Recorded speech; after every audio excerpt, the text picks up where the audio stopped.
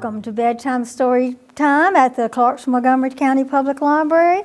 I'm Miss Mary, and tonight we're going to start off with books about fall. And my first book tonight is called Leaf Trouble, and it's by Jonathan Emmett. Let's see what happens. A fresh breeze blew across the woodland, tickling the tall grass and trembling the trees. Summer had left, and autumn had arrived. Pip Squirrel stuck his head out of his nest, and he sniffed the air. "Oh, hi, Pip." Something's changed, he decided, and he scampered off to find out what it was. Pip's nest was in an old oak tree, and Pip loved the old tree, and he knew every bit of it from twig to trunk. But something was happening to the tree. It was happening so slowly that Pip hadn't noticed it until now. He skittered to a stop and stared at the leaves beside him. "What's happening, Pip? What do you think?" He was so surprised that he let go of the trunk. "Whoa!" squealed Pip as he tumbled down through the branches and landed on the woodland floor. "Oh, poor Pip. I hope he's okay. Can you tell he's fallen?" Pip lay there for a moment, staring up at the leaves. "They've changed color," he gasped, and he was right. The last time Pip had looked closely at the leaves, they had all been green. But now there were lots of colors. There was yellow and orange and even red. Look at the pretty colors on this tree. Pip watched one of the leaves drop off and drift down towards the ground. He jumped up and he ran after it, caught it in his paws, but even as he reached it, another leaf began to fall. Pip ran after the second leaf, just managed to catch it before it touched the woodland floor. "Not again," gasped Pip, as a third leaf began to fall. It's going to be one busy squirrel. Pip was still racing around trying to catch the falling leaves when his sister Blossom scurried up. "Good," panted Pip. "You're just in time." "Just in time for what?" asked Blossom. "To help save the tree," puffed Pip. "It's fallen to pieces." "But that's been happening for days," said Blossom, pointing to the leaf-covered ground. "Then we've got to stop it now," insisted Pip. Pip and Blossom collected all the fallen leaves into a big pile. "Now what?" asked Blossom. "Well, we put them back," said Pip. So Blossom carried the leaves up into the tree, where Pip tried to stick them back onto the branches. But it didn't work very well. Look at all of them falling back down. Then all of a sudden there was a huge gust of wind and hundreds of leaves began to fall. Pip and Blossom were scampering around frantically, trying to gather them when Mom Squirrel arrived. "What are you two up to?" she asked. When Mom found out what Pip and Blossom had been doing, she couldn't help but smiling. "But Pip," she said, "the tree has to lose its leaves." And she explained that taking care of the leaves was hard work for the tree and that after keeping them all summer, it needed to rest for a while. "But I love this tree," said Pip sadly. "It's our home, and I want it back the way it was." "It will be," said Mom. "When spring comes, the leaves will come back again. They've only gone away for a while." "Like when the sun sets and then it comes back again," said Pip. "Like when the sun set," agreed Mom, "except the leaves will take just a little longer to come back." Pip, Blossom, and Mom played beneath the old oak tree until, before they left, they collected the leaves to take back to their nest. "They're such beautiful colors," said Pip, smiling. "And now I understand why." He held up a paw full of leaves to show Blossom and Mom. "They're the colors of the sunset," said Pip. And look how pretty they all were. They're just the colors of the sunset. There's lots of red and lots of orange and lots of yellow. And that is called Leaf Trouble for the first book for tonight. That was a cute book. Squirrel was pretty busy in that book, wasn't he? Let's see what we got for our second book tonight. This is called Lawrence in the Fall. And it's a fox. When Lawrence saw the chalkboard, he froze. "Bring in something you collect to show the class." Everyone in class made plans to show off their impressive collections. Mr. Pig says, "I'm bringing my playing cards." And the cat thought, well, she has a coin collection she'd bring. And the duck, loves silk ribbons. And the sheep said, "I collect combs."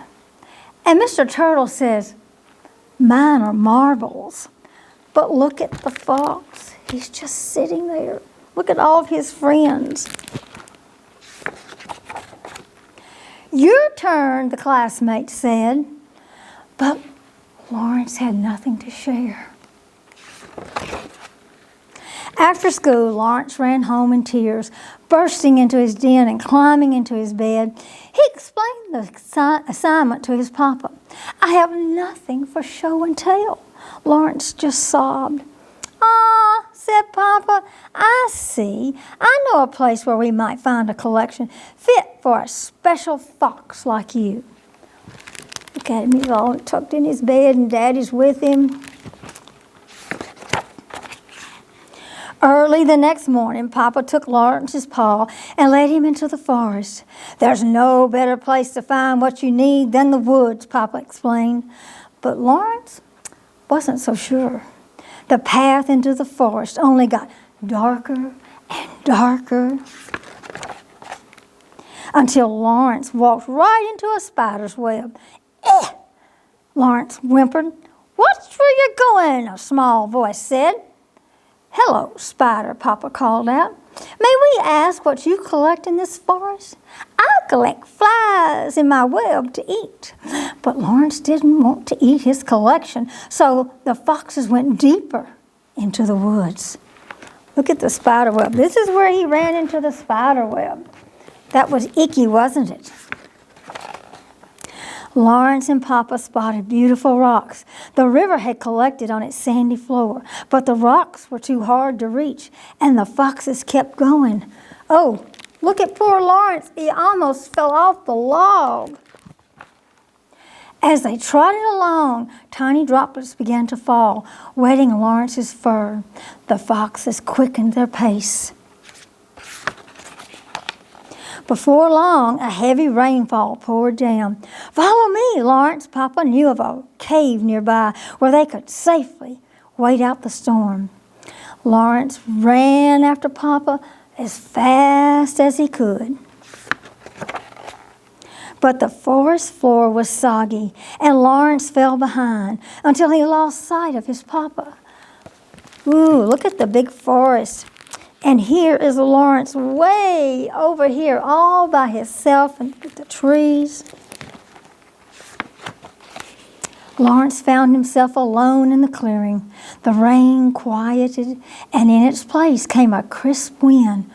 "Papa!" Lawrence called out softly, but all he could hear was the wind whispering in the forest. "Is anyone there?" The tree high above him stirred in reply. "Hello!" Lawrence said a little louder. This time the branches shook, and a small, colorful leaf drifted down. Lawrence was in awe of the beautiful leaf. Its perfect tip faded from red to orange. Look at all the pretty leaves he's got. "There you are," Papa exclaimed as he rushed into the clearing. "Look," Lawrence said with astonishment, forgetting that he had been lost. "Let me show you what I can do, Papa." Lawrence led his father to a grove of taller trees, where he took a big breath, tilted his head back, and called out, "Hello, up there." Once again, the tree branches gracefully swayed back and forth, and leaves floated down. Lawrence studied the leaves, and he gathered them, yellow ones with rounded edges. "Those are oak leaves," Papa explained. "Thank you, oak tree," Lawrence said. Lawrence went on to collect leaves throughout the forest. He collected leaves from the honey locust, a pair of white birches, and an old sycamore. He found shaggy willows, a wild crabapple, and the tallest poplar in the forest. And with a pack full of leaves, the foxes made their way home to prepare Lawrence's collection.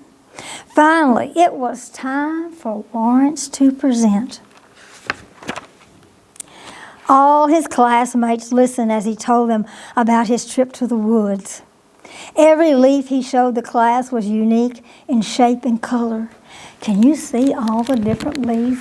And look at all of his classmates. They're listening to him so intently, and he's got such a variety of leaves on this page.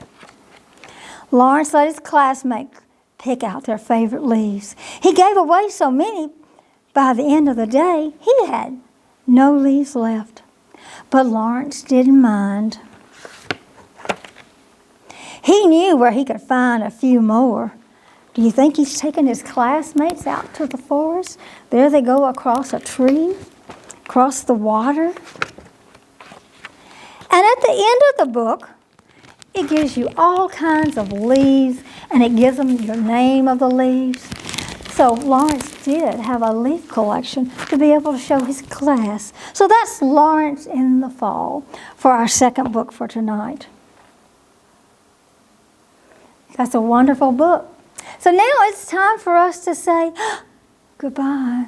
So I need you to take that big deep breath for me.